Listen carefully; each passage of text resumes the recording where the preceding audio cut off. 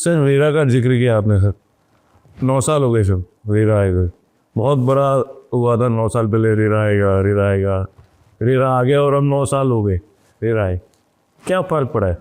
पूरी industry change हो गई। हाउ इज सब थोड़ा मैं चाहता हूँ कि मेरे व्यूअर्स के लिए बहुत इंपॉर्टेंट है कि एक्चुअली रेरा का क्या महत्व है, तो व्यूअर्स को एक जानकारी के रूप में क्या फ़र्क है सर, ये एक बार बताओ। सबसे पहला फ़र्क ये है कि जो रियल एस्टेट की सबसे बड़ी कमजोरी थी वो थी मिसमैनेजमेंट ऑफ कैश फ्लो। ये बहुत इंपॉर्टेंट पॉइंट है सर। जिसकी वजह से रियल एस्टेट ट्रबल में जाता था, कंपनीज ट्रबल में जाती थी, प्रोजेक्ट्स स्टक हो जाते थे। रेरा ने सबसे पहला जो काम किया है वो हमारे बैंक अकाउंट्स को ऑर्गेनाइज करने का काम किया है। आज अगर हमारे अकाउंट में पैसा आता है तो वो पैसा हम शफल नहीं कर सकते हैं।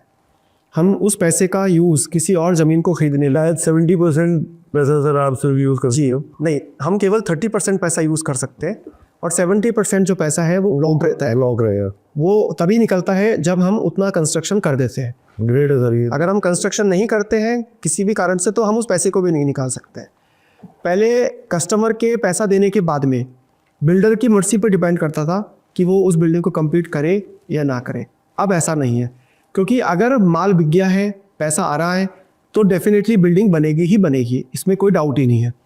अगर आप पिछले 5-6 सालों का रिकॉर्ड देखेंगे उठा करके, बैंकर्स से बात करेंगे, तो आप पाएंगे कि रियल एस्टेट के अंदर फाइनेंशियल फ्रॉड्स ऑलमोस्ट ना के बराबर हो गए। हाँ बिल्कुल सर, डिफॉल्ट्स ना के बराबर हो गए। उनका सबका रीज़न एक ही है, good management of cash flow, जो केवल रेरा की वजह से ही पॉसिबल हो पाया।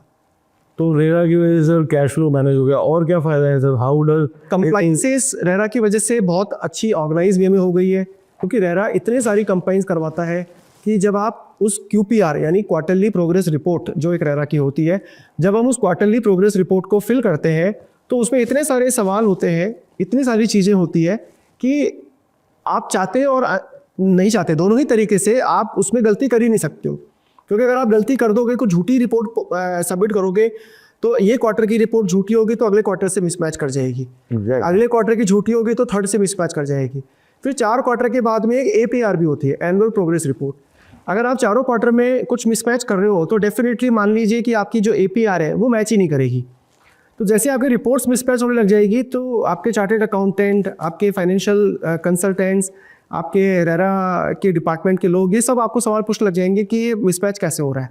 तो ये सब चीज़ों को जब आप कंपाइल करते हो तो अगर आप चाहते भी हो गलती करनी है तो भी आप गलती नहीं करते। सर पहले लोग बोल रहे थे इतने यूनिट बिक गए, ये हो गया वो हो गया, अब तो क्वार्टरली रिपोर्ट में कोई भी जाके देख सकता है सर। हाँ, आप रेरा की वेबसाइट पर जा करके मेरे प्रोजेक्ट में कितने फ्लैट्स बिक चुके हैं, मेरी इस समय पर प्रोग्रेस रिपोर्ट क्या है, मैं किस टावर में कितना % काम कंप्लीट कर चुका हूँ, कितना मेरा कलेक्शन अभी तक हो चुका है, कितना रुपया मैं खर्च कर चुका हूँ, हर चीज़ रेरा के ऊपर अवेलेबल है।